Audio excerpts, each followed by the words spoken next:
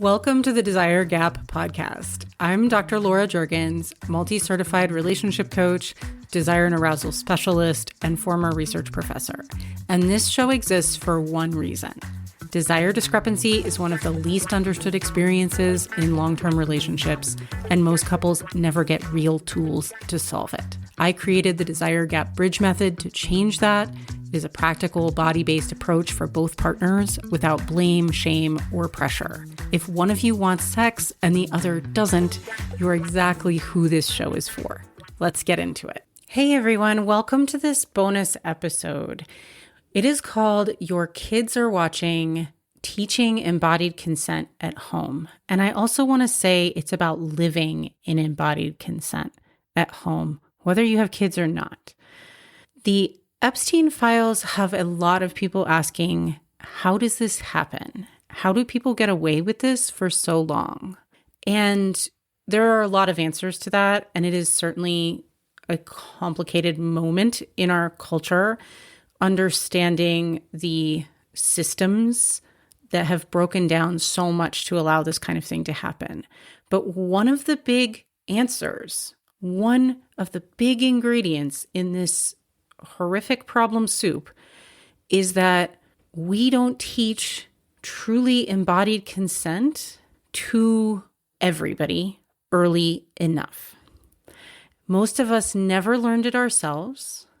And the research shows that when we do teach it, it increases empathy and an understanding of personhood for people, for everybody, especially girls and women who oftentimes boys are raised to not actually see as real people. So this is a special episode for Podcasthon 2026, where podcasters worldwide dedicate episodes to charities and organizations making big differences in the world. And I'm raising awareness and donations for Freedom Network USA, which is the largest coalition working on human trafficking in the United States. You can visit podcasthon.org to discover more, podcasthon.org, and I'll put the link in the show notes to there. We're also going to talk to Karen Romero from Freedom Network USA at the end of this episode. And I'm going to give you some practical tools in the beginning of this episode for teaching embodied consent and actually embodying consent in your adult relationship at home. So not theory, actual practices you can use with your kids now. And at the end, we'll talk with Karen Romero, and I'll also give you some key books to use that are age appropriate. They're broken down by different types of age groups for parents. Okay, so part one, practical tools, right? And here's the thing. When we think about practical tools for teaching embodied consent, it's really important just to recognize that most of us in the current generation of people who are parenting right now never learned any of it.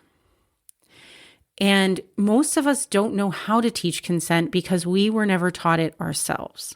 Most of us don't know how to have conversations about sex, about violence, because we never had those conversations with our parents ourselves. And, I wasn't taught anything about this, and I didn't even understand what was happening to me when I was assaulted. I didn't know how to help friends who were assaulted. My first sexual harassment was actually age 5 by a 6-year-old. And, where did he learn that, right? He learned that at home, probably. And, a lot of us haven't had language for what happened to us or what happens to other people. A lot of us don't know that we can tell someone that it's actually not okay. We might not even know that it's not okay and that we're not just supposed to put up with it, especially girls, because we are so socialized to over caretake other people at our own expense. So this is really common. But here's the good news. The culture is created by us, and you can be part of the solution. You can be the generation that changes this. You don't need, as a parent, to have all the answers. You just need to start, right? And what kids actually need is not just like the talk about where babies come from. They actually need modeling and practice for how to respect themselves and respect other people, and how to hold body autonomy as something that is sacred. And kids, importantly, as parents, we often like to forget this, but kids learn much more from what we do, not just what we say. And of course, we know that. If you're a parent, you know this, but it is sometimes nice to try to pretend like it's not true, but it is. And why does this matter for desire discrepancy situations? And if you're parenting while you have the stress of a mismatched libido in your relationship. And it's really important in that situation because teaching consent early means your kids grow up knowing how to listen to their bodies, how to communicate boundaries, how to respect others' boundaries. And that is the foundation of healthy adult sexuality, which is what we also need to be modeling for those kids in order for them to see that as an option for them, right? That it works and that it's okay to have boundaries and to listen to your body and to respect others and to communicate openly and gently about it. And when we're in a libido mismatch situation in our relationship, sometimes we're not doing any of that. And it can be a helpful motivator to remember that your kids are actually learning from how you are interacting too, because it can help you actually have behaviors that are more helpful for your desire gap, as well as modeling great behaviors for your kids. So your kids are watching how you handle physical affection, boundaries, and touch, even if they're never inside your bedroom, right? They're not just seeing, it's not that they're seeing you having sexual encounters, it's that they're seeing you having day-to-day encounters and negotiations around touch, affection, and boundaries. So some of the things they might be learning without you realizing, things like if you sulk when your partner doesn't want physical affection, they see that. They learn that withholding connection is how you get what you want. If you say yes to touch when you don't want it, they learn that people pleasing and ignoring their body's signals is what is expected of them.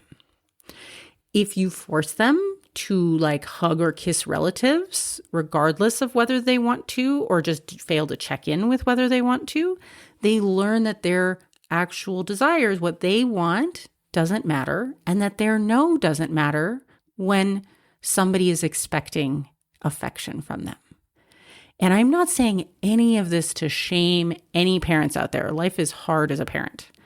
I am saying it because once you see it, you can change it. And because most of these behaviors are passed down from our parents, from generation to generation, we actually need to start seeing them and what the end result of them is in our lives in order to intervene and stop this process of passing down some toxic behaviors to kids. So some of the things that kids need to see instead are partners checking in with each other. Would you like a hug? Hey, is now a good time for a hug, right? Boundaries being respected. I don't feel like being touched right now. Having that met with, okay, no problem. Thanks for letting me know. Being asked instead of told, right? About do you want a hug right now? Does your body want a hug right now? Or would you rather not, right? Leaving the door open without judgment and starting to model what I call embodied consent, which is really different than what's being taught in schools a lot right now, which is sort of brain-based consent. Like I asked, they said yes, but a lot of times there's this undercurrent of shoulds and coercion and people-pleasing and stuff going on. When you are checking in with your actual body and your children are checking in with their actual body to see what they actually want in the moment and what their body's up for, it will teach them not to override their own signals to please other people. And that is a skill that you as a parent can teach kids so well. And it's not that hard. They get it. They really get it from a pretty young age because Everybody, in fact, the younger the kid, oftentimes the more connected they are to their body's signals. And if you allow them to have the time to check in with those things and you encourage that, they can get really good at it really fast. Okay, so some practices to start today. I want to give you 5 practices. 1, switch from forcing physical affection through your language. And instead of things like go give grandma a hug, which is directing physical affection, right? Try, would you like to give grandma a hug? Or would you like to give mommy a hug? Or would you rather wave high five, blow a kiss, do a little dance with her, whatever. Instead of saying, go do this, check in and actually ask the kid, do you feel like doing this? Or would you like to do something else, right? Let them practice saying no. Let them see that their no is respected, that they're allowed to have body autonomy. That also teaches them that other people are allowed to have that. And if you have multiple kids, this is a great way to practice is by teaching it that your sibling is also allowed to say no, right? And that we want to start respecting those things. So that's number 1. Stop being directive about physical affection. Number 2 is teach body check-ins. What does your body want right now? Do you want to run around or do you want to just sit quietly or do you want to snack, right? A lot of times people are doing this kind of thing, but then when it comes to affection, it goes out the window. So we want to teach body check-ins when it comes to affection too. How does your body feel when you think about X, Y, or Z? How does it sound to you on the inside? Do you feel anything on the inside? Like, how does your tummy feel when you think about giving that person a hug? Teaching them to notice their body signals instead of overriding them. And number 3, model asking your partner in front of them age-appropriate touch consent questions, right? So things like, you might ask your partner, would you like a hug right now? Or should I check back later? Instead of going up to your partner and groping them while they're doing the dishes, asking, is now a good time for me to give you a bear hug from behind, right? Asking your partner in front of them, can I hold your hand? Asking even just what feels good right now. Let your kids see the negotiation and the curiosity and the just openness and respect for a no, not right now, and not see you withdraw or sulk or take it personally because someone isn't available for that right now. Let them see that it's okay to both ask and to say no, and that it can stay connected. Number 4, make it a family value. In our family, everyone gets to decide what happens to their body. Your no always matters. Say it out loud, repeat it, normalize it, make it a family value. Number 5, walk the walk in your adult relationship. And if you're struggling with this, if you don't know how to say no without guilt, or if you feel resentful when your partner says no or sets boundaries, your kids are picking up on that. And it's also not helping your relationship feel clean and open and playful and consent-based. So the best thing you can do for yourself and for them is to learn embodied consent yourself. And I have a list of age-appropriate consent books for kids on these show notes. So you can go get them. They're actually a link to the list on my blog, and you can download that, you can print it out and read some of them yourself, right? And read them to your kids. So if you need help with this, I hear a lot from parents, look, I want to teach consent to my kids, but I don't actually know how to do it in my own relationship.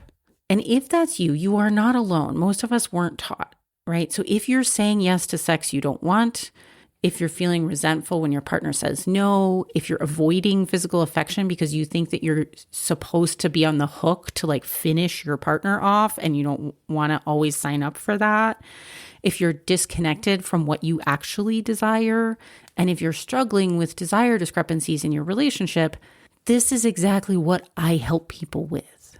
I teach embodied consent, moving from knowing intellectually and thinking about it to actually being able to do it in your body and relationship.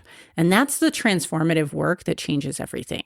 Not just for you, but for what your kids learn, but also for you, because oh my gosh, it feels so much better. And it frees everything up and loosens and lightens everything in a relationship when everybody can do that.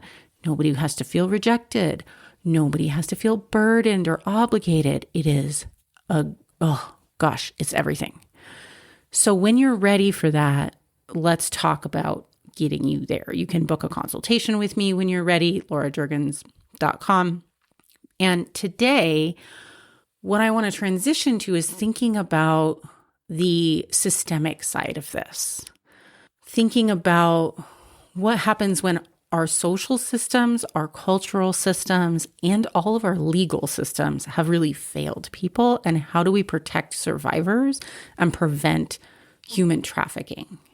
And so I'm going to introduce you to Karen Romero, the co-executive director of Freedom Network USA, and we're going to have a little conversation about what they do and why we need to bring the lens to families, but we also need to bring the lens out to society in general, and it'll give you a sense of their work and how you can help. Okay, so I am joined by Karen Romero, co-executive director of Freedom Network USA. Karen has nearly 20 years of experience working on human trafficking. Can you tell us what Freedom Network USA does? Yeah, absolutely. So Freedom Network USA, we're a national coalition based in the U.S. focused on human trafficking within the United States.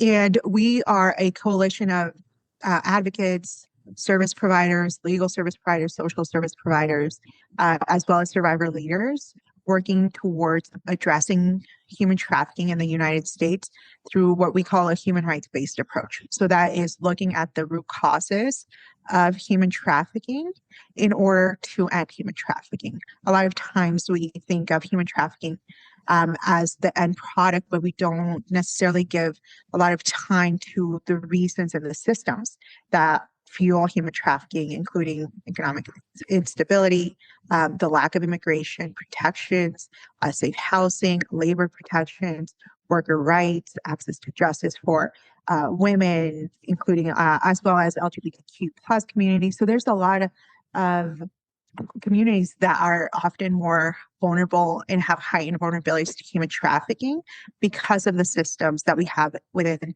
the United States that don't serve them, that put them at the margins, that put them more at risk. Okay, so when we're thinking about addressing root causes, how do immigration policies put people at risk? So we know that human trafficking will thrive when people have fewer rights and fewer safe options. That obviously is highlighted in immigration policy that creates a significant power imbalance where you have individuals that don't have that protection of feeling safe, and often, particularly now we've seen in the last months, having the fear, the very real and imminent fear about not just being deported, but being detained. And this is really interesting because in the past, in many, over the last decade or so, I provided trainings myself where we talk about tactics that the traffickers would use that would include using fear of deportation and law enforcement as a way to coerce individuals to stay in that human trafficking situation. So we want to, just highlight how detrimental a lot of the U.S. policies right now, particularly around immigration, are for people now, where there are going to be survivors currently who are not going to be able to report, who won't report. And this will continue. This is, we've said as an organization before, this is a gift to traffickers. You're basically allowing, traffickers to not be punished, and also providing a great tool that is intimidation and fear. And what's your best estimates for what proportion of people exploited by traffickers are immigrants or other groups? Yeah, that's a great question. So we have, there's a lot of statistics out there. Immigrants do tend to make up, at least of the members that are serving them, that are part of our network, I would say close to like 60 to 70%. the groups and the communities and identities that tend to be the most targeted, the more marginalized tend to be the most exploited. So that's going to also include LGBTQ plus communities that often intersects a lot with runaway and homeless youth. But when we're thinking about which are the most impacted communities, those that have the least protections under the different systems that we have within the US, those are going to be the ones that are more likely to be exploited. Thank you so much, Karen. So how can people help, both in terms of directly supporting Freedom USA's mission and also helping in their communities and for advocating for policies that make human trafficking less likely in the US? We would love for a donation. We would love for you to visit freedomnetworkusa.org, share the resources in your own communities and also at a state level, advocate for policies that protect all of the communities that we just talked about, protect workers, that protect survivors, that protect women's rights, that protect immigrants' rights. That's going to be very, very important. And I want to thank you, Karen, for your time. We are going to link to the Freedom Network USA page so you can find out more about their work and donate. And we also have links to consent books for kids that I've a curated list for you, and you can visit Podcasthon to discover more charities and more podcasters that are participating in this week's fundraising event. Thanks for being here for this special bonus episode, and I'll see you here next week.